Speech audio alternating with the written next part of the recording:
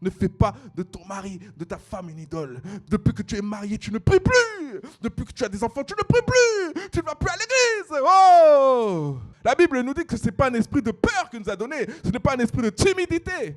Chasse l'esprit de peur de ta vie. Il y a des personnes qui ne parlent jamais de Jésus dans leur famille parce qu'ils ont un esprit de peur, ils sont tétanisés. Il suffit qu'on leur dise, qu'on leur fasse juste une réflexion ou qu'on leur mette juste un petit coup de pression, ils arrêtent de parler de Jésus.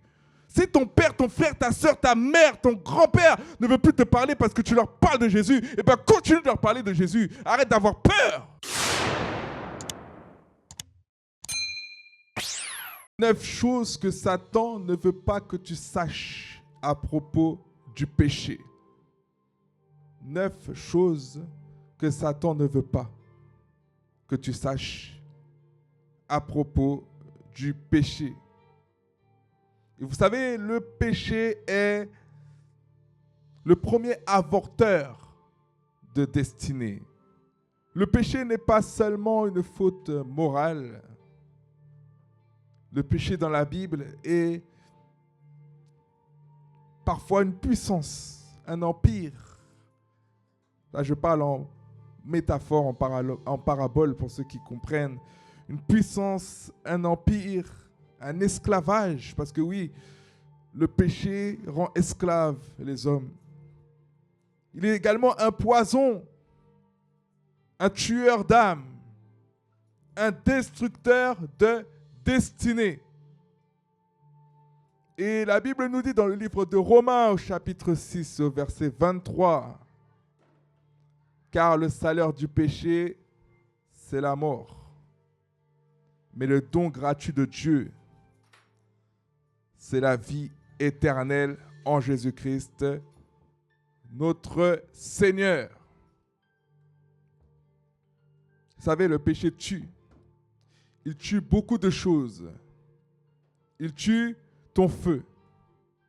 Il tue ta vision. Le péché tue également ton appel.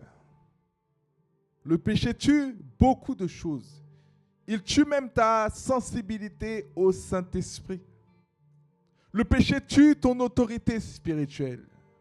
Le péché tue même ton identité. Parce que quand tu pèches, tu culpabilises. Et des fois, tu ne te vois plus comme un enfant de Dieu. Parce que tu te dis, un enfant de Dieu ne doit plus commettre le péché.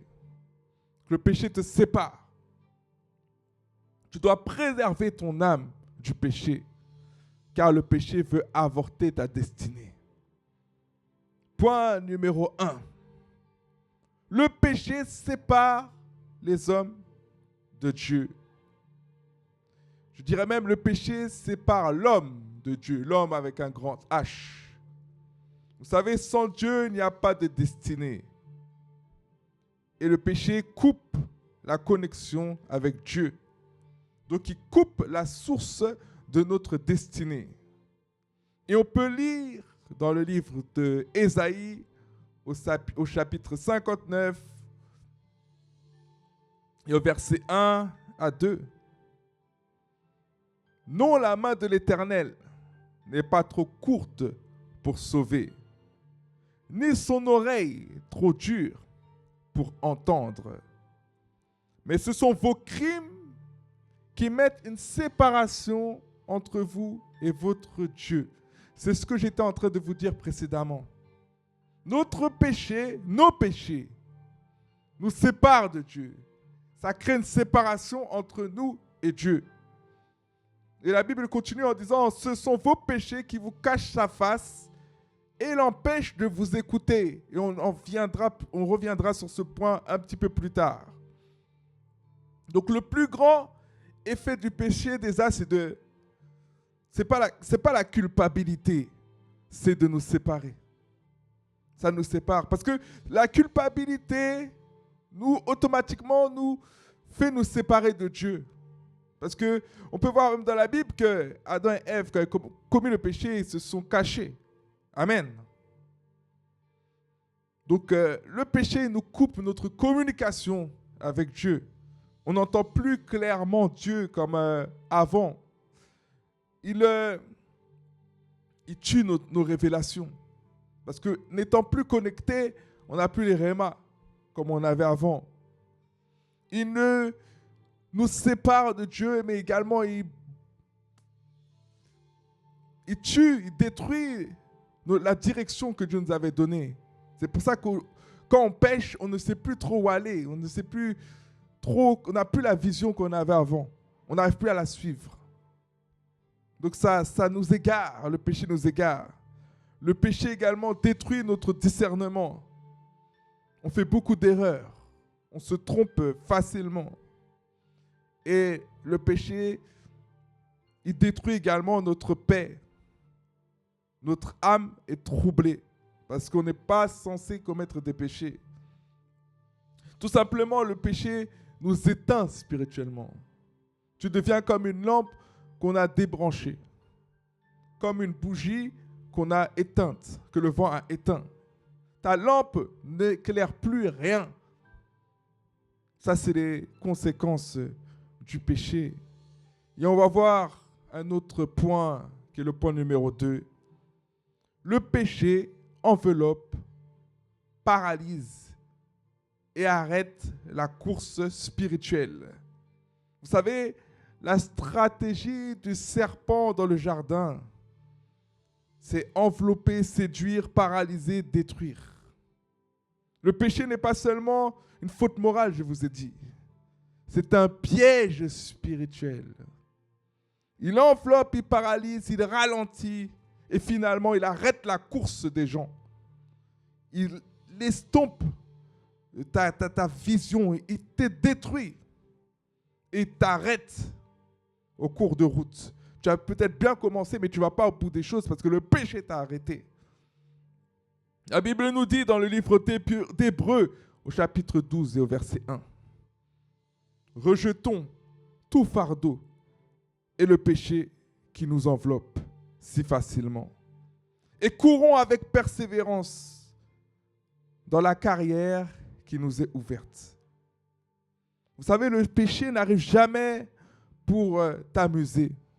Il arrive pour t'enchaîner, pour t'attacher, pour t'enfermer, pour t'immobiliser.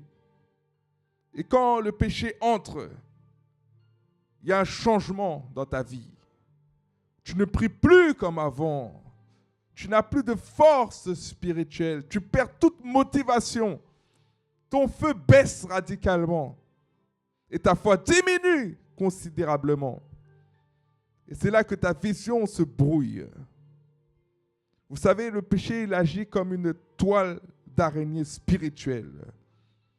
Tu bouges, mais tu n'avances plus. Tu respires, mais tu n'es plus libre. Tu vis, mais tu n'es plus dans ta destinée. Vous faites l'image dans votre tête, enchaîné par une toile d'araignée. Vous pouvez encore faire des mouvements, mais vous êtes plus libre. C'est pour ça que la Bible parle de chaînes et que Dieu brise les chaînes. Les chaînes, c'est quelque chose qui nous retient. Il y a plein de personnes qui sont enchaînées spirituellement par le péché ou par un péché précis.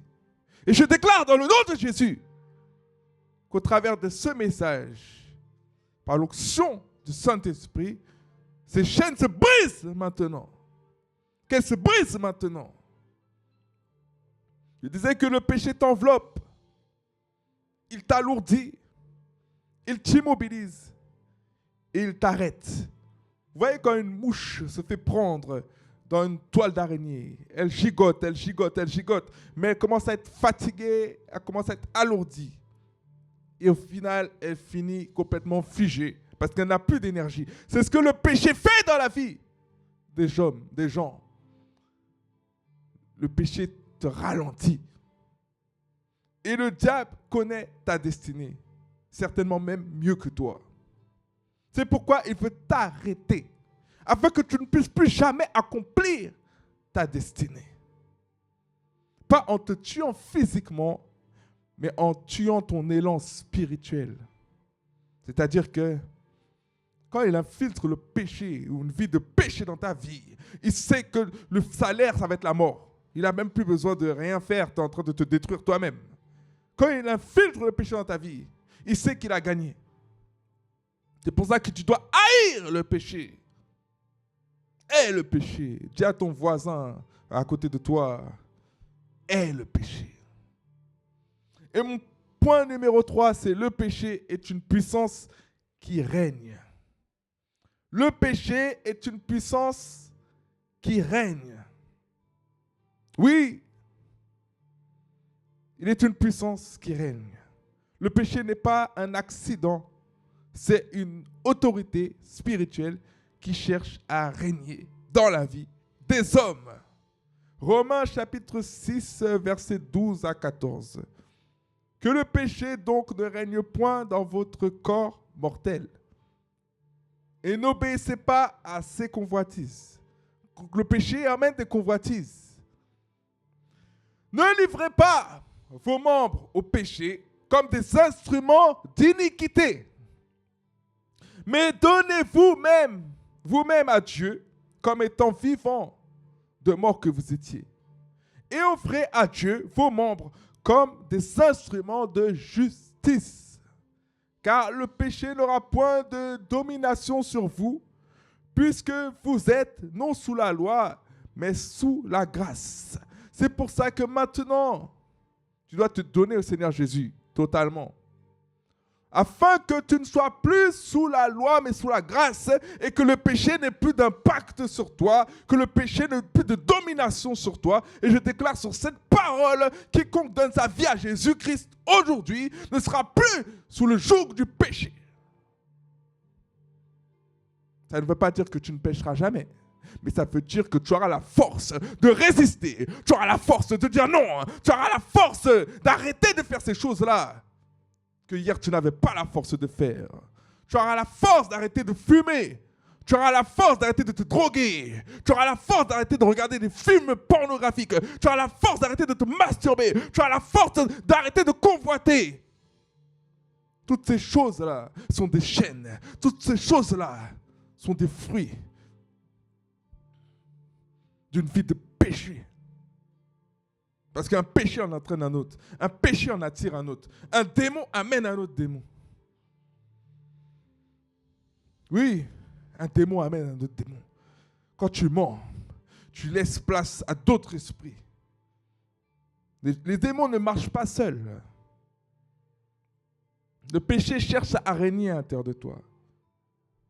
Mais la grâce te donne la victoire pour résister. La grâce qui te la donne, c'est le Seigneur Jésus. Parce que Dieu a tant aimé le monde qu'il a donné sa vie pour toi. Et c'est une grâce. C'est même pas quelque chose que nous méritons. C'est tout simplement la grâce de Dieu. Donc la grâce te donne la puissance, la capacité, le pouvoir de pouvoir résister et dire non au péché. Le péché veut devenir ton chef. Le péché veut devenir ton Seigneur. Le péché veut devenir ton Dieu. Mais tu dois dire non au péché. Parce que Christ est ton Seigneur. Christ est ton Sauveur. Amen. Et les deux ne peuvent pas subsister ensemble. Il n'y a aucun rapport entre la lumière et les ténèbres. Quand tu suis Jésus jusqu'au bout. Ne sois pas un pied dans le monde et un pied dans l'église. Un pied en Christ et un pied avec le diable. Prends des positions. Prends une position. Et tiens-toi à cette position. Refuse d'être confondu. Refuse d'être divisé. Amen. Ne laisse pas le péché te dominer. Ne laisse pas le péché te dominer. Et toi-même, tu n'auras pas la force de résister au péché. Tu dois t'abandonner à Jésus parce que Jésus a triomphé du péché sur la croix de Golgotha. Amen. Amen. J'entends pas ton amen. Amen. Romains chapitre 5, verset 21. Ainsi que le péché a régné par la mort, de même la grâce règne par la justice pour la vie éternelle par Jésus-Christ notre Seigneur. Ce verset nous montre clairement deux royaumes totalement distincts. Le royaume des ténèbres et le royaume de Dieu. Le règne du péché qui produit la mort et le règne de la grâce qui produit la vie éternelle en Jésus-Christ. Et ces deux royaumes ne marchent pas ensemble. Donc ne me fais pas croire que tu es chrétien et que tu aimes ta vie de pécheur, ta vie d'adultère, ta vie de mensonge, ta vie de... Ne me fais pas croire que tu es chrétien et que tu aimes le péché. Si tu aimes le péché, tu n'es pas réellement touché par l'Esprit de Dieu. Tu n'as pas réellement rencontré Jésus. Si tu aimes le péché, c'est qu'il y a quelque chose qui ne va pas. Amen. Numéro 4. Le péché rend sourd à la voix de Dieu. Le péché rend sourd à la voix de Dieu. Chaque fois que l'homme tombe dans le péché, la voix de Dieu devient plus lointaine. Elle s'éloigne. Me suivez? Est-ce que quelqu'un me suit? À chaque fois que tu pèches, tu t'éloignes de Dieu et tu n'entends plus Dieu comme avant. Le péché te rend sourd. Genèse chapitre 3, versets 8 à 10. Alors ils entendirent la voix de l'Éternel Dieu qui parcourait le jardin vers le soir. Et l'homme et sa femme se cachèrent loin de la face de l'Éternel Dieu, au milieu des arbres du jardin. Mais l'Éternel Dieu appela l'homme et lui dit, « Où es-tu » Il répondit, « J'ai entendu ta voix dans le jardin, et j'ai eu peur parce que je suis nu, et je me suis caché. » C'est terrible, mes frères et sœurs, c'est très grave. On peut voir que Adam et Ève, qui avaient l'habitude d'être dans la présence de Dieu, avec qui Dieu pouvait parler, communier, comme ça, comme vous et moi aujourd'hui, et bien parce qu'ils ont commis le péché, ils ont commencé à avoir des réactions, je dirais, bizarres.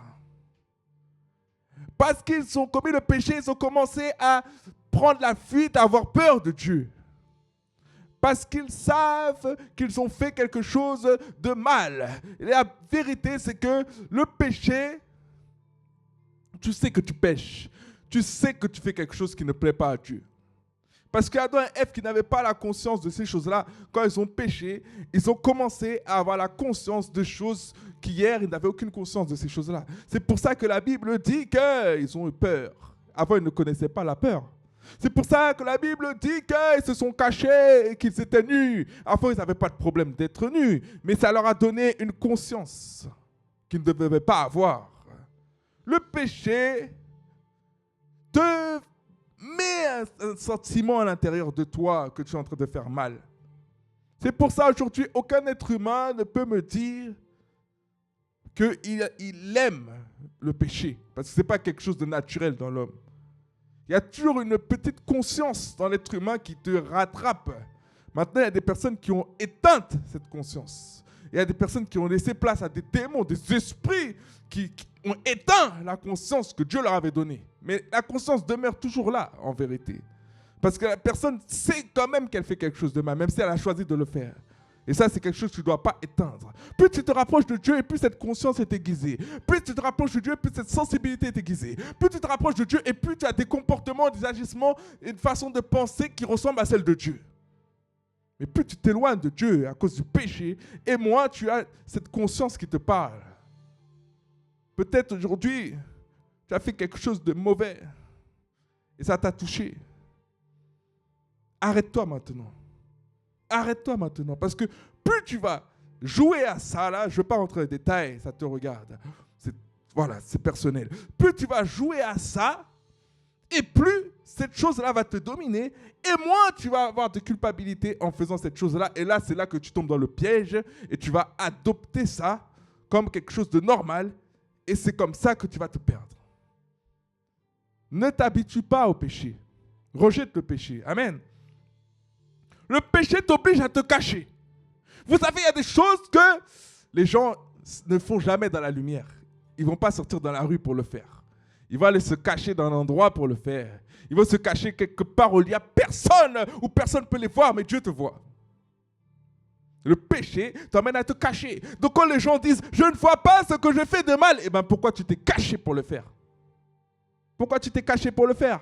Si tu ne vois pas ce que tu as fait de mal, si tu ne voyais vraiment pas que ce que tu faisais était mal, tu le ferais publiquement devant tout le monde.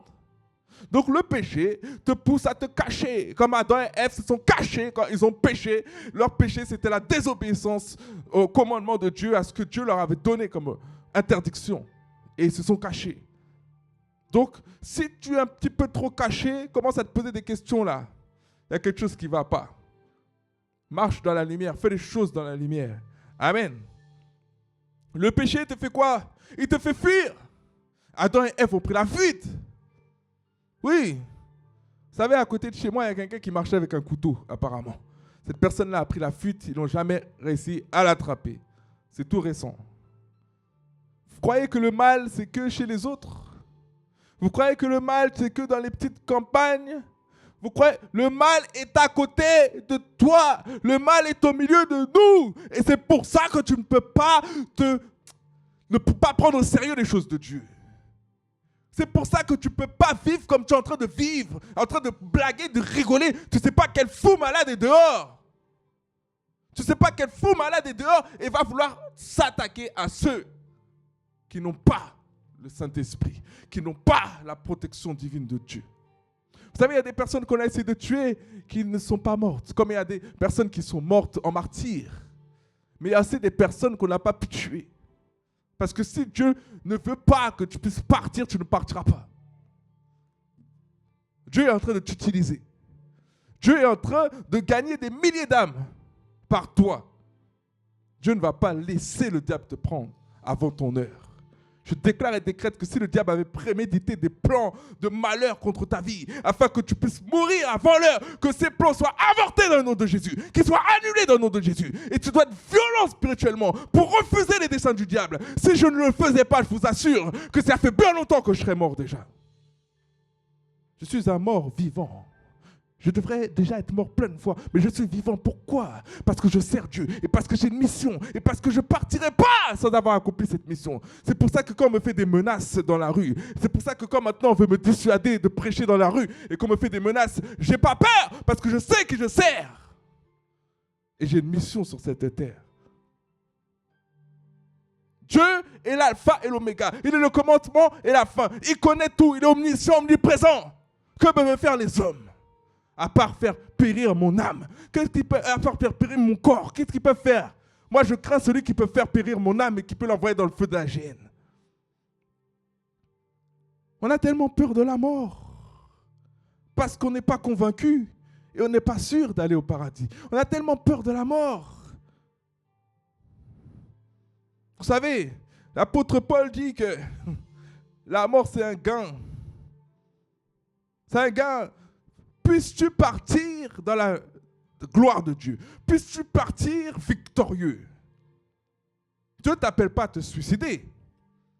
Dieu ne t'appelle pas à faire n'importe quoi. Mais Dieu ne t'appelle pas non plus à avoir peur de tout. La Bible nous dit que ce n'est pas un esprit de peur qu'il nous a donné. Ce n'est pas un esprit de timidité. Chasse l'esprit de peur de ta vie. Il y a des personnes qui ne parlent jamais de Jésus dans leur famille parce qu'ils ont un esprit de peur, ils sont tétanisés. Il suffit qu'on leur dise, qu'on leur fasse juste une réflexion, qu'on leur mette juste un petit coup de pression, ils arrêtent de parler de Jésus. Si ton père, ton frère, ta soeur, ta mère, ton grand-père ne veut plus te parler parce que tu leur parles de Jésus, eh bien continue de leur parler de Jésus. Arrête d'avoir peur. La peur n'est pas un esprit de Dieu. La peur, c'est un esprit qui est en train de te paralyser, de t'empêcher de faire ce que tu as à faire, d'accomplir la mission de Dieu. C'est pour ça aujourd'hui, j'appelle les personnes à me rejoindre dans ce ministère, dans ce mouvement de Yes to Jesus. Arrêtez et arrêtons d'avoir peur. Amen. Qu'est-ce que le péché t'oblige à faire? À éviter Dieu. Le péché aussi te pousse à te justifier. Vous savez, Adam, oui, mais c'est la femme que tu m'as donnée. La femme que tu m'as donnée. Adam! Adam! Ce n'est pas la femme que Dieu t'a donnée qui t'a fait pécher. C'est toi l'homme et c'est toi qui étais censé rattraper l'erreur de ta femme et ne pas faire la même chose. C'est pour ça que, je vais dire quelque chose qui va choquer, c'est pour ça que Dieu ne donne pas certaines choses à certaines personnes. Quelle est cette Ève que Dieu va te donner pour t'égarer? Dieu ne va pas te donner quelque chose qui va t'égarer. Des fois, tu demandes la Ève, tu demandes ce Adam, absolument, mais tu n'es pas encore prêt. Tu es déjà tiède, tu es déjà mou, tu ne pries pas, tu ne vas même pas à l'église et tu demandes à Dieu un Adam ou une Ève. Qu'est-ce que tu vas faire avec? Si cette personne est plus tiède que toi, plus froide que toi, si cette personne est bancale, vous allez deux personnes encore plus bancales. Parce que vous savez, il y a un transfert d'esprit. La Bible dit que quand tu t'unis à quelqu'un, tu deviens une seule chair avec cette personne. Donc pourquoi Dieu va te donner quelqu'un si toi-même tu es froid? Mais il faut arracher ton bras, le jeter dans la géhenne, plutôt qu'aller tout ton corps entier dans la géhenne et être sauvé sans manchot, être sauvé sans bras, sans jambes, sans œil, borne. Donc pourquoi Dieu va te donner quelqu'un si tu n'es pas déjà embrasé? Il faut que toi et cette personne, vous puissiez être tous les deux en feu. Ça, c'est un conseil que je vous donne. Ne vous mettez jamais avec quelqu'un qui n'aime pas le Seigneur véritablement. Il faut avoir du discernement. Parce que ça peut détruire votre vie. Ça peut détruire votre destinée. Ça peut détruire votre feu. Il faut savoir prendre les bonnes décisions, être avec les bonnes personnes. Ce n'est pas la faute de Ève, c'est la faute de Adam. Parce que Dieu a établi l'homme comme la tête. Et si la femme fait une erreur, le Dieu là que je sers là, eh ben, il te pousse à rectifier cette erreur. Il aurait dû prendre Ève et il aurait dû faire la morale à Ève, raisonner sa femme et lui dire: je ne mangerai pas de ce fruit. Arrière de moi, Satan! Arrière de moi, Satan! Sors de ma femme! Sors d'elle maintenant! Je ne vais pas condamner l'humanité entière pour une femme que Dieu m'a donnée. Le problème qu'il a eu, Adam, c'est qu'il a donné plus d'importance à sa femme qu'à la parole que Dieu lui avait donnée. Et ça, c'est l'erreur des fois que nous faisons, nous commettons, les hommes. Les femmes également. Mais les hommes, c'est encore pire, parce que l'homme est censé être le leader. Amen. On va voir un autre passage de la Bible. Zacharie, chapitre 7, versets 11 à 12. Zacharie, chapitre 7, versets 11 à 12. Mais ils refusèrent d'être attentifs. Ils eurent une épaule rétive. Ils endurcirent leurs oreilles pour ne point entendre. Cette phrase-là me touche particulièrement. Ils endurcirent leurs oreilles pour ne point entendre. Il y a plein de personnes qui endurcissent leurs oreilles. Il y a des personnes même, ils vont se connecter dans ce live et ils vont repartir tout de suite. Parce qu'ils endurcissent leurs oreilles. Ils ne veulent pas entendre parler de Jésus. Ils ne veulent pas entendre la vérité. Ils ne veulent pas entendre, elles préfèrent rester aveugles, ces personnes-là. Ils endurcirent leurs oreilles pour ne point entendre. Ils rendirent leur cœur dur comme le diamant. Vous savez, le diamant, c'est tellement dur. C'est une pierre précieuse, tellement dure. Et la Bible dit qu'ils rendirent leur cœur comme le diamant. Ça veut dire qu'ils sont hermétiques. Ça veut dire ils veulent pas laisser même une parole rentrer dans leur cœur pour porter du fruit demain. Ils veulent pas. Les gens préfèrent fuir, préfèrent partir. Et ça, c'est quelque chose que j'ai vécu et que je suis en train d'expérimenter encore maintenant. Quand on se lève pour servir Dieu réellement à un autre niveau, quand on se consacre davantage, quand on décide de prêcher l'évangile, la parole de Dieu qui libère, c'est là que les gens prennent la fuite, ils partent, ils prennent leurs jambes à leur cou. Ne regardez pas la foule, regardez au message. Ce n'est pas la foule qui sauve. Il peut y avoir une foule et 5 personnes sont sauvées. Il peut y avoir une personne dans une église et cette personne-là est sauvée. Mais il peut y avoir une église de 1000 personnes et les 1000 ne sont pas sauvées. Ne regardez pas la foule. Qu'est-ce que tu aimes bien entendre comme parole? Aujourd'hui, on aime les pasteurs qui prêchent que des trucs sur la prospérité, des choses qui font plaisir à l'âme, parce que tu vois ton intérêt. Mais la Bible dit qu'on n'est pas exaucé parce qu'on prie mal, dans le but de satisfaire nos besoins, nos pulsions charnelles, nos convoitises. Non, tu ne dois pas choisir ton église en fonction de ton âme. Tu dois choisir ton église en fonction de comment ton esprit est édifié. Amen. Ils rendirent leur cœur dur comme le diamant pour ne point écouter la loi. Et nous sommes nombreux comme ça. On ne veut pas entendre ce que tu as à dire. Moi-même, je l'ai fait. Moi-même, je l'ai fait pendant des années. Je ne voulais pas entendre ce que Dieu me disait. Ça ne m'intéressait pas. Ça m'empêchait de faire ce que j'avais envie de faire. Mais au bout d'un moment, il faut faire comme Job. Au bout d'un moment, il faut faire comme Jésus.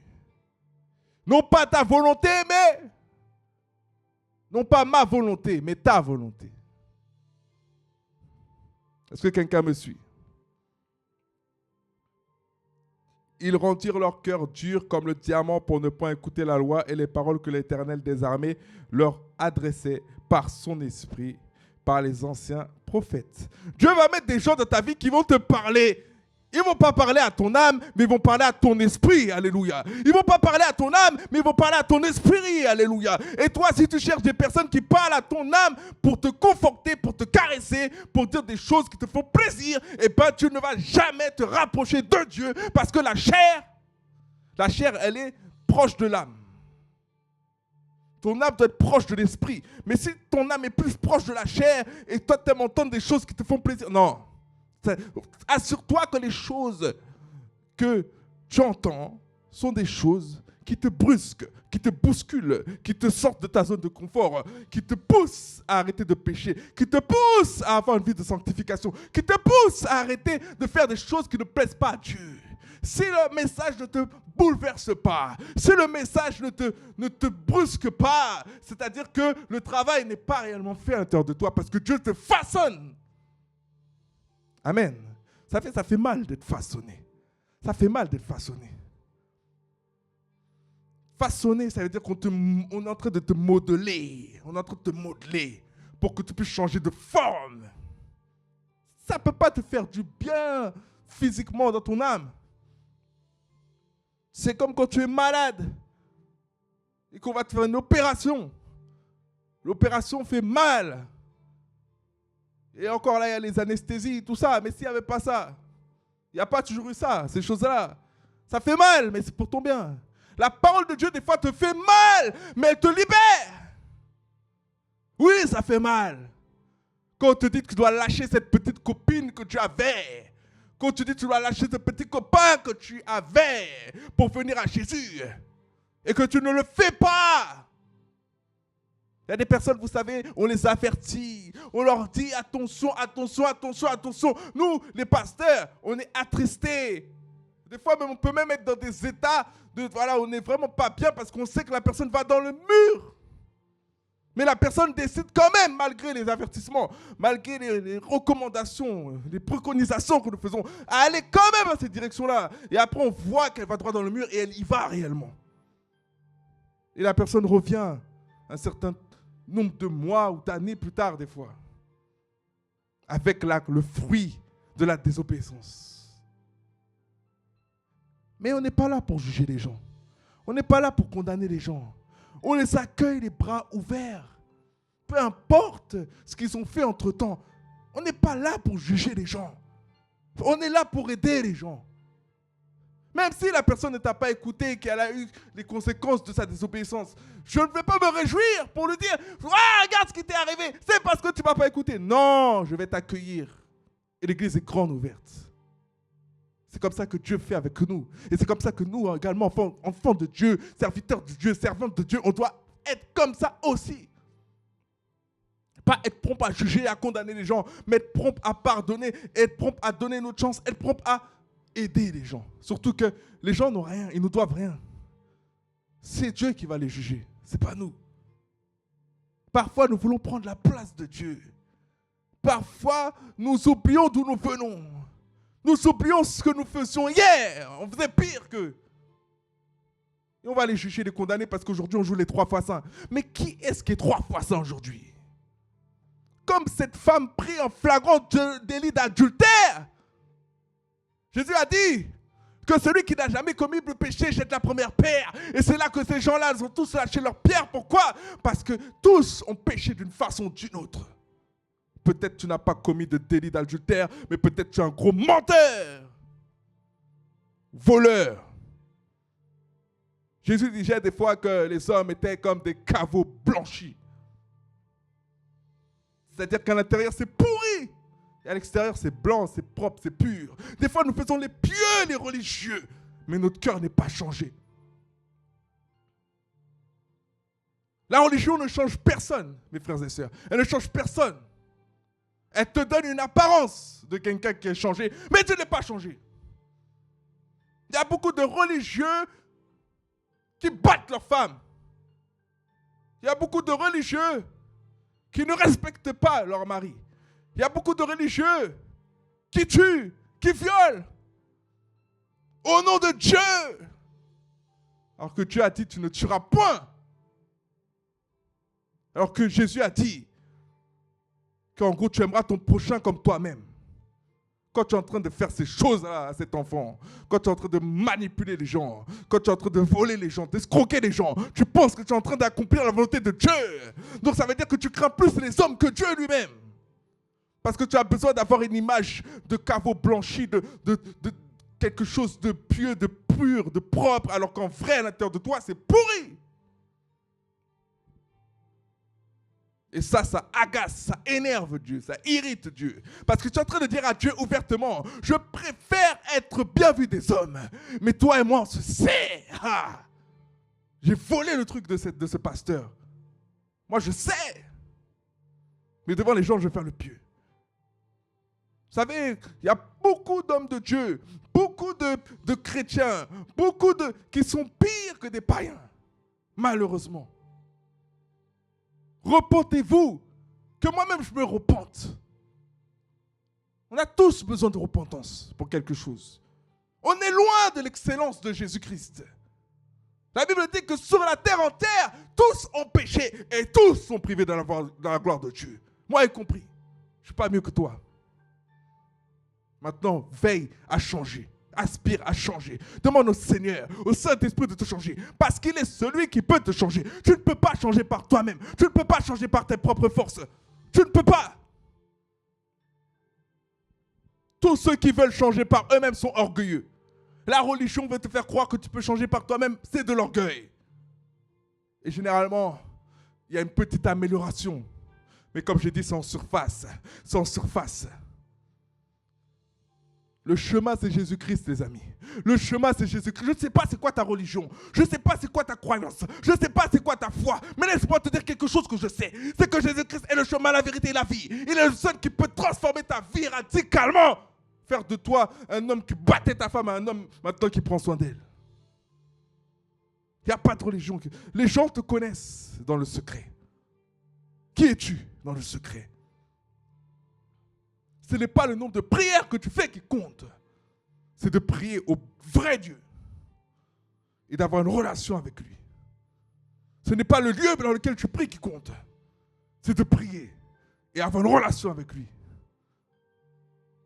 Nous sommes des fois trop dans des calculs. Nous sommes des fois trop rationnels.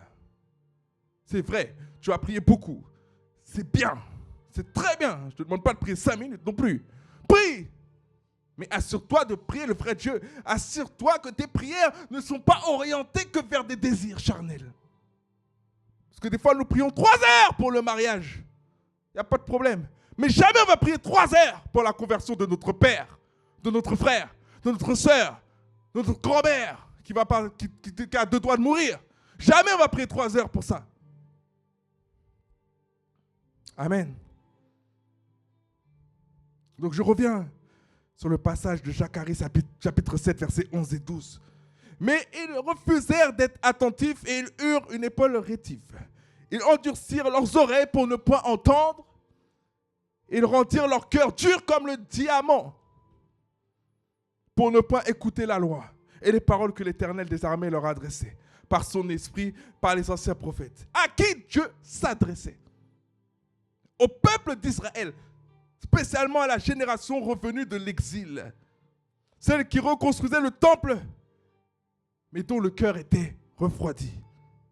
Vous savez, ils faisaient des cérémonies, mais ils n'écoutaient plus Dieu. Ils faisaient des rituels, mais ils désobéissaient à Dieu. Ils entendaient la parole chaque jour, mais leurs oreilles étaient fermées spirituellement. C'est comme ça qu'il y a plein de gens qui sont dans les églises, qui remplissent ces églises, qui entendent la parole chaque jour, mais qui vivent encore dans le péché. Et quand ils rentrent à la maison, ils recommettent exactement les mêmes péchés qu'avant. Et ça doit s'arrêter. Ça doit changer. Ça doit cesser. Dis à ton voisin, ça doit s'arrêter. Tu dois être radical. Tu dois prendre une décision ferme. Tu ne peux pas être à l'église et fermer tes oreilles. Il y a des personnes qui sont à l'église, ils ne sont même pas concentrés. Ils sont en train de faire du shopping. Il y a des personnes qui sont à l'église, ils ne sont même pas concentrés. Ils sont sur les réseaux sociaux. Il y a des personnes qui sont à l'église, ils font toutes sortes de choses, sauf écouter la parole qui va les changer. Et après, ils se plaignent à Dieu, ils pleurent à Dieu. J'ai tel problème. Mes problèmes ne changent pas. Ma vie ne change pas. Ma vie reste stérile. Je ne me marie pas. Je ne suis pas béni. Mais en même temps, comment est-ce que tu es en train de montrer à Dieu que tu le considères? Si tu n'écoutes même pas le message. Si tu ne prends même pas au sérieux ces affaires. Dieu leur dit clairement, vos oreilles se sont fermées à ma voix à cause de votre cœur endurci. Vos péchés ont réduit votre capacité à entendre. Oui, le péché te sépare de Dieu. Le péché t'empêche d'écouter Dieu. Le péché t'éloigne de Dieu. Le péché met une barrière, une muraille. Il met des bouchons d'oreilles dans tes oreilles quand l'homme de Dieu est en train de prêcher la parole. Et ça, c'est un problème. Je vais encore vous donner un autre passage. Jérémie chapitre 6, verset 10. Jérémie chapitre 6, verset 10. La Bible dit, à qui m'adresserai-je pour les avertir? À qui m'adresserai-je pour les avertir? Leurs oreilles sont incirconcises. Ils sont incapables d'être attentifs. C'est ce qu'on voit souvent dans les églises. Une présence physique, mais spirituellement, qu'on voit dans l'esprit, la personne n'est même pas ici. Ils sont incapables d'être attentifs. La parole de l'Éternel est pour eux un objet de raillerie. Ils n'en prennent point plaisir. C'est-à-dire que quand on prêche, ils sont fatigués, ils sont saoulés, ils n'en peuvent plus, ils ont besoin de partir. C'est là ils ont besoin d'aller aux toilettes 40 fois dans le culte. 40 fois. J'exagère quand je dis 40 fois, mais au moins 2 fois en 1 heure. Tu vas aux toilettes 2 fois en 1 heure, mais quand tu regardes ta série sur Netflix, tu ne vas même pas aux toilettes alors que tu regardes au moins 8 heures de Netflix. Ah là, tu n'es pas pressé pour manger. Mais quand c'est l'église, là, tu es tout le temps pressé pour manger, tu as tout le temps faim. Parce que ta chair n'aime pas ça, ton corps n'aime pas ça, ton âme n'aime pas ça. Mais il est temps que ça change maintenant au nom de Jésus. Et on peut reconnaître quelqu'un de spirituel parce que la personne prend le temps d'écouter. La personne est attentive, la personne reçoit, la personne mange la nourriture. Il y a des personnes qui demandent de la nourriture solide alors que même la nourriture liquide, ils n'arrivent pas à la digérer. Il est temps que ça cesse. Il est temps que ça change. Il est temps que tu puisses changer. Il est temps que tu puisses comprendre que les choses de Dieu ne sont pas des choses à prendre à la légère.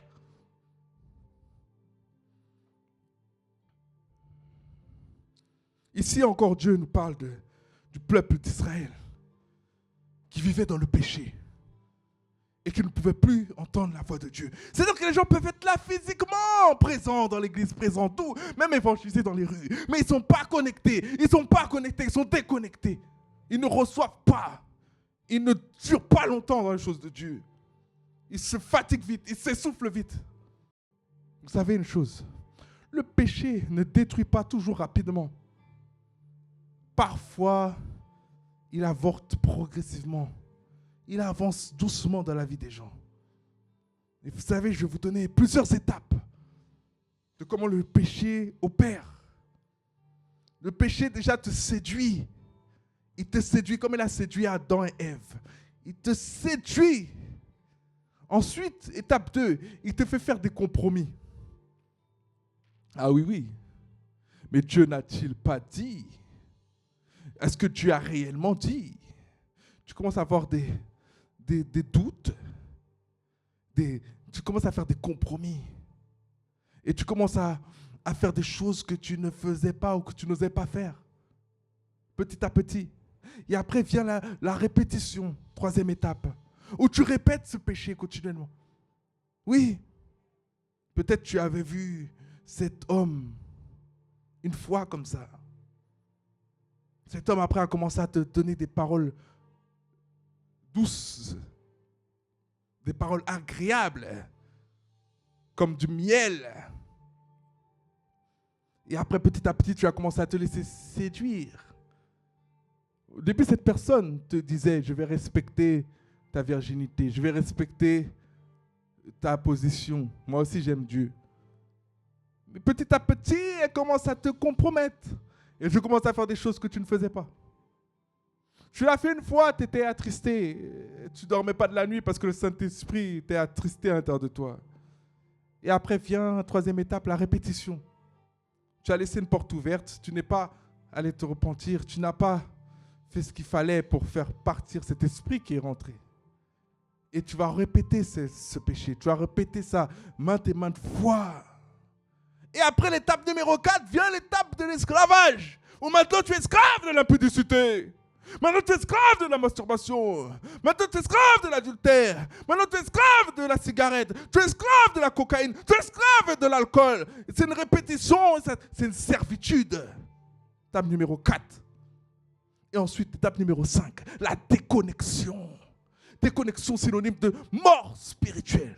Et là, c'est l'étape la plus grave. Et je prie maintenant, si tu as l'étape 1, 2, 3, 4, que tu puisses arrêter ça tout de suite et te mettre à genoux devant Dieu et demander pardon pour tes péchés et demander au Seigneur de te purifier, de te laver, de te changer, de toucher ton cœur afin que tu ne puisses pas être déconnecté et mort spirituellement. Et c'est là, dans l'étape numéro 5, où les gens commencent à maudire Dieu, où les gens commencent à s'éloigner très fortement de Dieu, où les gens ne veulent plus entendre parler de Jésus, où les gens décident de suivre leur pulsion et leur convoitise. Et ils trouvent ça plus agréable que d'aller à l'église. Parce que oui, aller coucher avec un homme, aller coucher avec une femme, oui, aller fumer, boire, oui, aller en boîte de nuit, oui, aller te dandiner devant les réseaux sociaux et que tout le monde te met plein de likes. Oui, c'est plus intéressant pour ton âme et pour ta chair que d'aller à l'église entendre un message qui va aller en contradiction avec ce que ton intérieur veut. Parce que la Bible dit que la chair, elle s'oppose aux choses de Dieu. C'est pour ça que tu dois faire souffrir cette chair. Tu dois lui dire, c'est pas toi qui commande. C'est pas toi qui va dire ce que je vais faire aujourd'hui. C'est l'Esprit de Dieu qui va me conduire à l'église. La Bible dit que Dieu conduit n'est pas du juste. Mais tu dois aussi te mettre en position où Dieu peut te conduire, où Dieu peut te garder. Tu n'écoutes jamais quand ton pasteur te parle. Tu ne pries jamais quand c'est le moment de prière. Force ta chair à se connecter et force-toi à rester connecté. C'est comme ça que tu vas commencer à changer. C'est comme ça que tu vas commencer à avoir une nouvelle façon de fonctionner. Une nouvelle façon d'agir. Une nouvelle façon de penser. Tu ne dois pas mourir spirituellement. Tu ne dois pas mourir spirituellement. Refuse de mourir spirituellement. Refuse d'arriver à ce niveau-là, niveau 5. Parce que ce niveau 5 est trop dangereux. Ce niveau 5 est archi dangereux. Quand tu atteins l'étape 5 de mort spirituelle, généralement c'est dur de revenir. C'est dur de revenir. C'est archi dur de revenir. Pour que tu puisses revenir, il faut que tu puisses être connecté à des personnes qui sont connectées. Pour que tu puisses revenir, il faut que tu puisses ne pas couper les ponts avec tous les chrétiens que tu connaissais. Il faut que tu puisses arrêter de fréquenter les personnes qui te poussent au péché. C'est comme ça que tu peux revenir. Que tu te repentes sincèrement au Seigneur.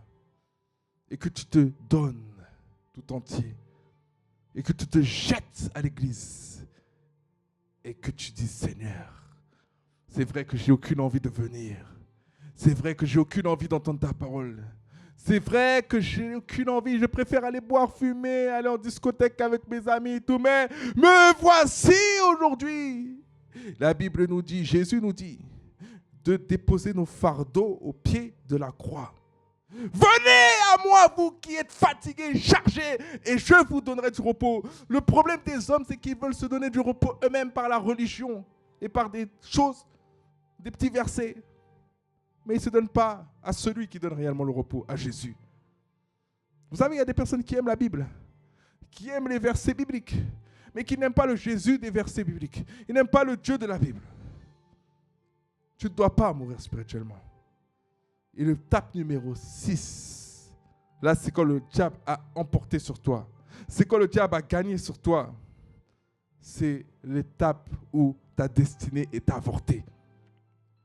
Ta destinée est avortée. Peut-être Dieu avait prévu que tu sois, je ne sais pas, quelqu'un qui court très vite, très vite, et que tu puisses prêcher l'évangile. Parce en impactant les gens, parce que tu es le plus rapide du monde, que tu puisses prêcher l'évangile et qu'il y ait des millions de gens qui se convertissent. Mais oui, mais le diable t'a cassé la jambe. C'est un exemple que je donne. Je ne dis pas c'est ce que Dieu a prévu pour toi. C'est un exemple pour que tu puisses comprendre. Mais le diable t'a cassé la jambe et maintenant tu es en chaise roulante.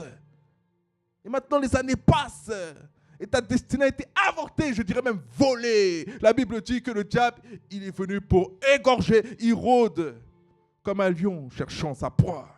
Et il y en a qui arrivent au stade où leur destinée, elle est avortée. Le diable, le gros dragon, ça c'est un enseignement aussi qu'il faut donner. Le gros dragon a englouti ta vie. Il a englouti, il a avalé, il a mangé ta destinée. Tu devais être un joueur professionnel, mais non, ta jambe s'est cassée. Eh oui, tu ne dois pas jouer avec les choses de Dieu. Et les choses de Dieu, ce n'est pas seulement aller à l'église. Il y a des personnes qui sont appelées à impacter dans un domaine particulier où ils doivent briller dans ce domaine-là pour toucher 1 million de païens. Ça fait partie de leur vie. Tant qu'ils sont connectés au Seigneur, tant que Dieu est au-dessus de leur passion et que leur passion ne dérange pas Dieu. Ce n'est pas quelque chose qui est à l'encontre. Tu ne peux pas être un acteur de film de mort vivant et tu es en train de servir Dieu. Et derrière, tu es en train de faire des films qui prônent Satan. L'activité que tu fais ne doit pas déranger Dieu. Amen. La Bible nous dit dans le livre de Jacques, au chapitre 1, versets 14 et 15. Mais chacun est tenté quand il est attiré et amorcé par sa propre convoitise. Puis la convoitise, lorsqu'elle a conçu, enfante le péché. Et le péché étant consommé produit la mort. C'est un schéma. Et le diable a un schéma pour ta vie. Il a un plan pour ta vie. Il va te tenter par la convoitise. Il y a des personnes qui sont tentées par l'argent. Et oui, tu aimes tellement l'argent. Avant, tu disais, oui, je ne vais jamais me donner à un homme. Je ne vais jamais me donner à un homme comme ça. Voilà, je vais me donner à mon mari.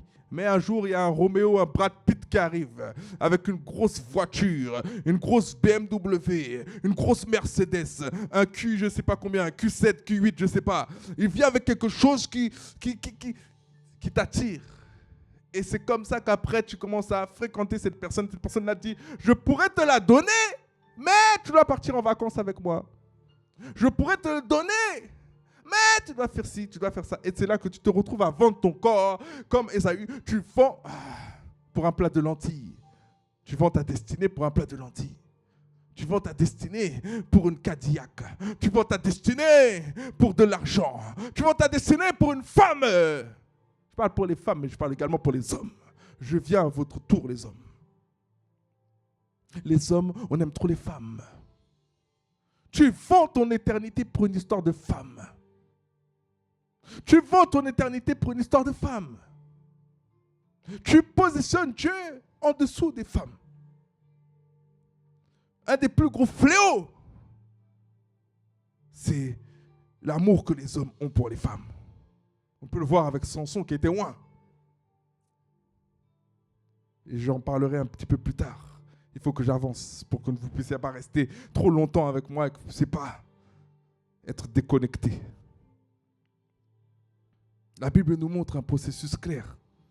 Convoitise égale péché, égale mort, et égale avortement de la destinée. Tu peux écrire ça dans ton cahier. Écris ça quelque part. Convoitise, péché, mort, avortement de la destinée. Convoitise, péché, mort, avortement de la destinée. Convoitise, péché, mort, avortement de la destinée. Donc fais attention aux convoitises. Fais attention aux choses qui attirent ton regard. Fais attention aux choses que tu aimes trop. Parce que généralement, c'est là que le diable va venir t'attaquer. Ça ne veut pas dire que la femme n'est pas bien. Ça ne veut pas dire que les hommes ne sont pas bien. Il peut y avoir des femmes bien et des hommes bien, mais ne sois pas trop attiré. Il y a des femmes qui idolâtrent leur mari. Des hommes qui idolâtrent leur épouse. Qui idolâtrent leurs enfants. Tu peux aimer, mais tu dois toujours aimer Dieu plus. Parce que sinon, cette chose-là devient une idole dans ta vie. Et Dieu dit qu'il déteste les idolâtres. Il déteste les idoles. C'est quelque chose qu'il n'aime pas, qu'il hait. Il y a plusieurs choses que tu as en horreur. Les idoles, il n'aime pas ça. Ne fais pas de ton mari, de ta femme une idole. Depuis que tu es marié, tu ne pries plus. Depuis que tu as des enfants, tu ne pries plus. Tu ne vas plus à l'église. Oh! Tes enfants ont volé la place de Dieu dans ta vie. Non. Il y a une façon de faire. Dieu doit rester toujours en haut. Attention, convoitise. Attention, convoitise. Beaucoup de gens se sont perdus à cause des convoitises. Point numéro 6. Le péché retire la protection de Dieu. Le péché, il retire la protection de Dieu. Plus il y a du péché dans ta vie, et plus la protection diminue. Pour les personnes qui jouent aux jeux vidéo, je vais parler pour les jeunes, les personnes qui jouent aux jeux vidéo. Il y a des choses qui font diminuer la capacité du personnage. Bon, par exemple, je parle pour les joueurs de Pokémon. Il y a des attaques qui diminuent la capacité du personnage. Et ben, c'est le péché. Tu te prends une attaque péché, ben, ta capacité, ta protection diminue. Donc, veille à être loin du péché. Attention, le péché est une attaque. Le péché est quelque chose qui va manger ta vie de prière, ta vie de consécration. Ça va diminuer tes compétences. Amen. Ça diminue ta qualité de vie. Ça enlève ta protection. Le péché, c'est comme si on est en train de... Tu as une armure et on est en train de démonter ton armure petit à petit. Plus tu pêches, plus on est en train d'enlever des éléments. On enlève la ceinture de la vérité, on enlève la cuirasse, on enlève le casque du salut, et ensuite, là, maintenant, on enlève le bouclier, et puis maintenant, vous êtes nus. Vous êtes nus. On enlève vos souliers du sel, vous êtes nus. Vous n'avez que l'épée de la parole de Dieu. Oui, vous connaissez la parole de Dieu, vous frappez, mais vous n'avez pas de protection. Le péché a tué votre protection. C'est-à-dire qu'il faut être équilibré. La Bible nous dit de revêtir toutes les armes de Dieu. Toutes. Le péché retire les armes défensives de Dieu. Ah, j'espère que tu as noté ça. Le péché retire tes armes défensives. C'est-à-dire que tu peux connaître toujours la parole, mais tu n'as plus de caleçon, tu n'as plus rien. Tu te retrouves, si on te voit spirituellement, tu es nu avec une épée comme ça. Le diable va te chicoter, te découper, te scalper. Parce que c'est le péché qui t'a déshabillé. Il enlève ta protection divine. Psaume chapitre 66, verset 18. Si j'avais conçu l'iniquité dans mon cœur, le Seigneur ne m'aurait pas exaucé. L'iniquité, c'est un péché qui est ancré à l'intérieur de nous. Il dit dans ce passage, si j'avais conçu l'iniquité dans mon cœur, le Seigneur ne m'aurait pas exaucé. Il y a des exaucements que tu ne reçois pas parce que tu as conçu l'iniquité à l'intérieur de toi. Le Seigneur t'a dit, lâche ce petit ami. Tu es venu à l'église, là, ça fait 3 mois que tu es à l'église, 1 mois que tu es à l'église. Lâche ce petit ami. Et voilà. Le Seigneur ne t'exauce pas, tu n'avances pas. Tu dis, oui, mais je suis en Christ depuis un moment, mais je ne comprends pas. C'est ça, je commence à perdre la foi, je commence à plus trop croire. Mais oui, tu as conçu l'iniquité à l'intérieur de toi. Et c'est pour ça que tu n'es pas exaucé. Donnez-moi une petite seconde. Comme là, aujourd'hui, j'ai besoin de soldats dans cette église. J'ai besoin de personnes qui vont m'aider justement pour la technique et toutes ces choses-là. Donc, je dois un petit peu faire beaucoup de choses en même temps. Donc, je reprends. Si j'avais conçu l'iniquité dans mon cœur, le Seigneur ne m'aurait pas exaucé. J'espère que tu m'aurais repris. Hein. Tu m'as laissé dire le verset qui n'est pas le verset et tu dis rien. Non. Amen. Soyez attentifs. Amen. Il ne faut pas hésiter quand on dit une bêtise. Josué chapitre 7. On peut voir aussi que Akan garde le butin maudit. Et tout Israël, il a perdu la bataille à cause de ça. Quand Dieu te dit de dévouer tout par interdit ou de ne rien prendre et que tu prends quand même, tu es en train d'apporter la malédiction dans tout ton peuple. Des fois, c'est toi qui amènes la malédiction. Je parlais plus français pour toi. Des fois, c'est toi qui amènes la malédiction dans ta maison parce que tu es en train de désobéir à Dieu. Et malheureusement, tout le monde prend. Parce que c'est comme si tu es en train d'ouvrir la porte aux démons de ton foyer. Et maintenant, les démons, il ne va pas te viser que toi. Il va viser tous ceux qui sont dans le foyer. Il y a des choses qu'il faut prendre très, très au sérieux, qu'il ne faut pas prendre à la légère avec Dieu. C'est la désobéissance. La désobéissance, c'est dangereux. Vous avez vu le péché d'un seul a arrêté toute une nation, toute une armée, tout un peuple et toute une destinée collective. De la même façon, ton péché peut détruire toute ta famille. Parce que tu es le libérateur de ta famille. Tu es le premier qui a donné sa vie à Jésus. Mais tu ne prends pas au sérieux cela et c'est pour ça que ta famille n'est pas sauvée. Le péché n'est pas seulement une faute, une erreur. Le péché est également une brèche dans le monde spirituel. Quand un homme ou une femme vit dans la désobéissance, Dieu est son bouclier, sa protection et sa forteresse. Mais quand tu vis dans la désobéissance, il n'y a plus de tout ça. Dieu s'éloigne. Ton bouclier commence à être bancal, commence à être fissuré. Ta protection commence à être nulle. Et Dieu n'est plus ta forteresse. Et c'est comme ça que le diable peut t'atteindre. Comme ça, on voit les fils de Tséva dans la Bible qui disaient au nom de Paul, ils voulaient chasser des démons comme Paul. Et les démons, ils ont dit, je ne te connais pas. Je connais Paul, je connais Jésus, mais toi, je ne te connais pas. Et ils se sont fait dépouiller. De la même façon, des fois, nous voulons chasser des esprits mauvais parce que les autres le font. Nous voulons faire des prières trop puissantes pour nous alors qu'on n'a pas une vie de consécration avec le Seigneur et on se mange des coups inutilement parce qu'on n'a pas de protection. Lorsque le péché entre, la protection de Dieu se retire et l'ennemi obtient un accès légal pour attaquer, voler et détruire. Psaume chapitre 34, verset 7. L'ange de l'Éternel campe autour de ceux qui le craignent et il les arrache du danger. L'ange de l'Éternel campe autour de ceux qui le craignent et les arrache au danger. Tu ne crains pas Dieu. Tu ne crains pas Dieu. Je vais te donner une révélation que tu dois noter aujourd'hui.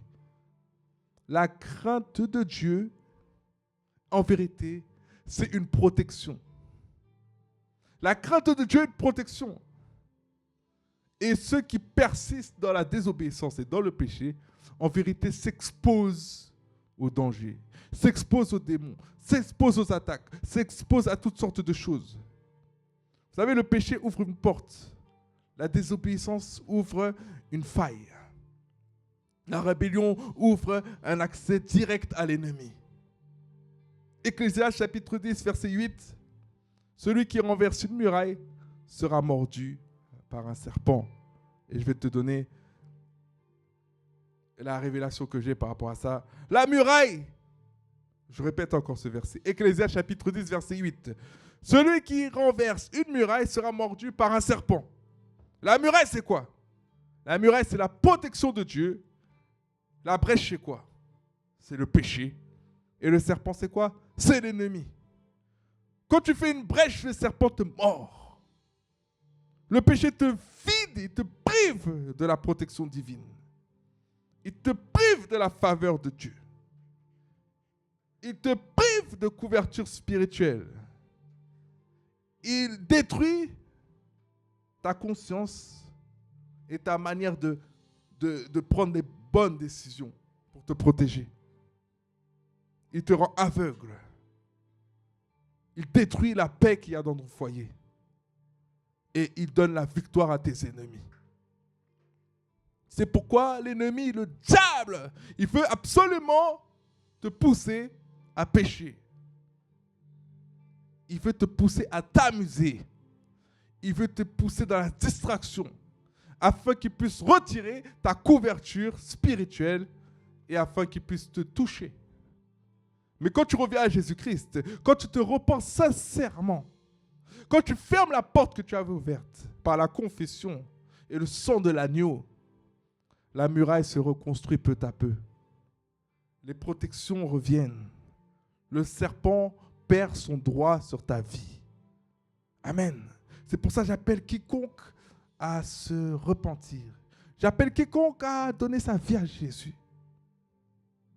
Mais je n'ai pas encore terminé mon message.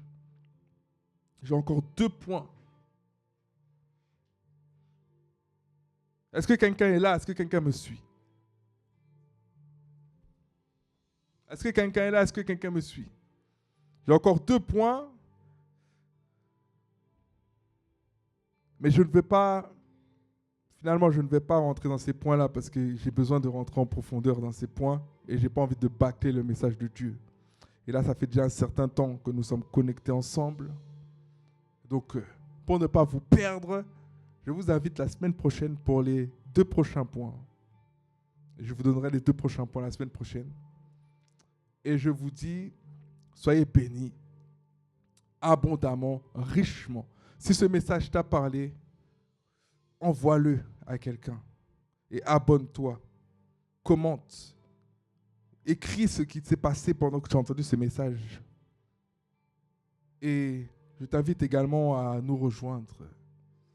Yes to Jesus, c'est un mouvement d'évangélisation prophétique. Je sais qu'on n'entend pas souvent ce mot, où vraiment nous allons évangéliser avec une pointe de prophétique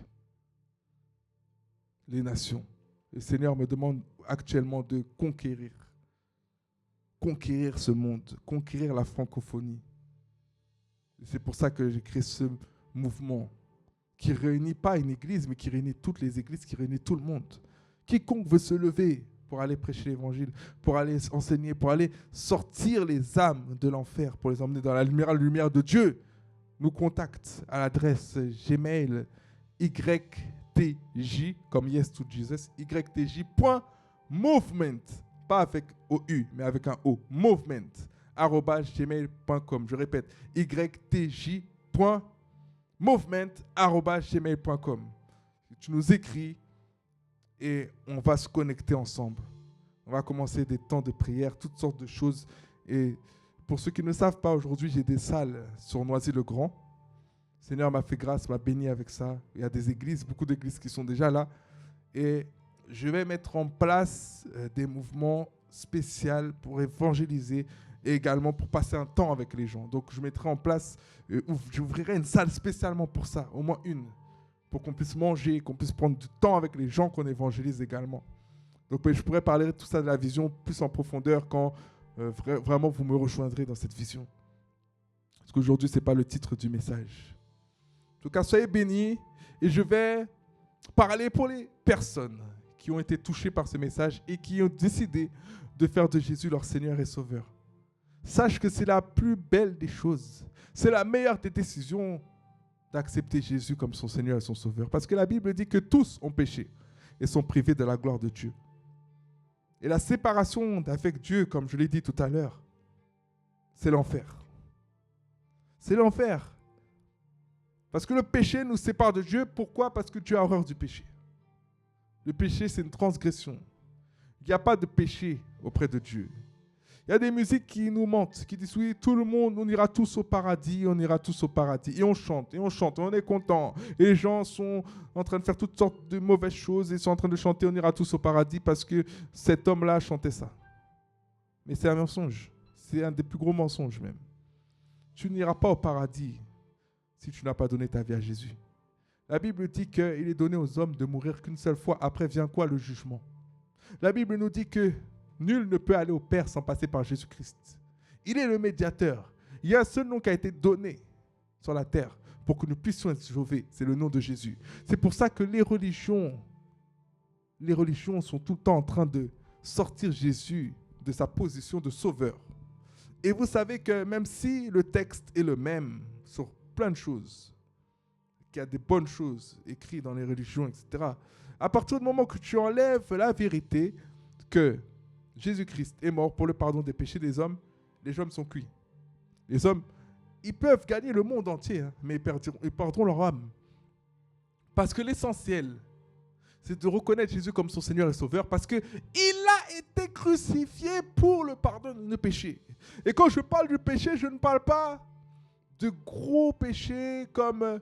Il n'y a pas de gros péchés pour Dieu, mais de gros péchés comme tuer, ou violer, ou faire des choses comme ça. Toi, tu te dis, oui, mais moi, je ne commets pas de péché. Mais tu mens. Tu mens comme tu respires. Des fois même, tu mens, juste un petit mensonge, c'est suffisant. Un petit péché, comme tu appelles, un petit péché mignon, tout ce que tu veux, c'est suffisant pour te séparer de Dieu. Un seul. C'est pour ça que la Bible dit qu'il n'y a pas un seul juste. Dieu cherche. Il n'y a pas un seul juste sur la terre. Le seul juste qui est venu sur la terre, c'est lui-même, en Jésus-Christ. Ne cherche pas à comprendre le mystère de la Trinité. Vous savez, les voies de Dieu sont au-delà des voies des hommes. Ne cherchez pas à comprendre. De la même façon, il y a de l'eau, de la glace et de l'air. Et ces trois choses forment un, mais elles ne sont pas la même chose. Vous comprenez ce que je veux dire? Dieu, Jésus, le Saint-Esprit forment un. Le Père, le Fils et le Saint-Esprit forment un, mais ils ne sont pas dans le même aspect. Et ils sont tout pleinement un. Et tu ne peux pas comprendre des choses, des mystères de Dieu sans avoir les révélations du Saint-Esprit. Et pour avoir les révélations du Saint-Esprit, tu dois donner ta vie à Jésus. Donc ne cherche pas à être trop rationnel, ne cherche pas à comprendre comment le monde a été créé, comment aller dans des profondeurs que tu ne maîtrises pas, alors que Dieu dit que ses voies sont insondables. Tu dois juste avoir des révélations. C'est comme quand on voit un malade du cancer qui est guéri instantanément de manière miraculeuse au nom de Jésus. Et qu'on essaie de comprendre rationnellement comment ça s'est passé. En fait, quand il a mis sa main avec son doigt sur l'épaule gauche et là-bas, il y avait un nerf qui était connecté à son poumon gauche où il y avait la tumeur. Et puis quand il a appuyé là, ça a désactivé la tumeur et tout. Ne cherche pas à comprendre, c'est les choses de Dieu. Ne cherche pas à comprendre comment Dieu a fait. Jésus l'a craché par terre, il a fait de la boue, il a mis sur les yeux de l'aveugle et il a vu. Ne cherche pas à comprendre. Dieu peut guérir d'une façon ou d'une autre et ne cherche pas à utiliser les façons de Dieu de faire en pensant que ça va toujours fonctionner. Non. Tu dois donner ta vie à Jésus. Il est le chemin, la vérité et la vie. Nul ne veut en Père que passant par lui. Donc aujourd'hui, si tu veux donner ta vie à Jésus-Christ et avoir l'assurance, la certitude d'aller au paradis avec Dieu, parce que Dieu nous donne l'assurance au travers de sa parole, tu vas répéter simplement après moi ce que je suis en train de dire. Seigneur Jésus, aujourd'hui, je décide de te suivre, de faire de toi mon Seigneur et mon Sauveur, parce que je reconnais que tu es mort à la croix pour le pardon de mes péchés et que tu es ressuscité au 3e jour. Tu as donc triomphé de la mort et tu me donnes à partir d'aujourd'hui cette vie éternelle également. Et je prie que je puisse continuer de te suivre jusqu'au dernier jour de ma vie. Seigneur, merci pour ton pardon. Merci parce que tu me conduis dans toute la vérité. Amen. Amen. Amen. La Bible dit que le ciel se réjouit quand un pécheur se repent. Aujourd'hui, le ciel est heureux. Il y a la joie dans le ciel. Vous savez, il y a des choses qu'on ne voit pas physiquement, mais qui sont bel et bien là. quand le corona est venu, il a tué des milliers de personnes, des millions, des milliers, je ne sais pas. Eh bien, on ne le voyait pas, pourtant il a agi. Jésus, tu ne le vois pas, mais il est là. Dieu, tu ne le vois pas, il est là. Saint-Esprit, il ne le voit pas, mais il est là. Amen. Soyez bénis, et je vais inviter toute personne qui voudrait semer dans cette œuvre, Yes to Jesus, ou dans cette église, à semer. Et je prie maintenant pour toute semence qui est faite dans le nom de Jésus-Christ. Seigneur, tu es le Dieu de la multiplication. Tu es le Dieu qui connaît les problèmes des uns et des autres. Et tu es le Dieu qui, en vérité, n'a pas besoin de l'argent. Parce que tu es le Dieu qui a créé l'argent. Mais Seigneur, en symbole, juste parce que tu as dit dans ta parole que ceux qui se confient en toi ne seront pas confondus. Je prie, Seigneur, que tu puisses multiplier toute semence qui sera faite dans le nom de Jésus. Et que tu puisses donner la provision également aux personnes qui ne peuvent pas semer et aux personnes qui n'ont pas d'argent, qui sont en difficulté, Seigneur. Parce que, Seigneur, aujourd'hui, nous voulons jouir pleinement sur terre de tes bontés. Et nous avons besoin de finances pour pouvoir faire grandir ton œuvre. Seigneur, sois béni, sois élevé, sois adoré. J'ai ainsi prié au nom de Jésus. Amen, amen, amen. On se retrouve la semaine prochaine pour la suite de ce message. Et durant la semaine également, je ferai pas mal de live sur les réseaux. N'hésitez pas à nous contacter, comme j'ai dit, Yes to Jesus, Movement, ytj.movement@gmail.com. Soyez bénis.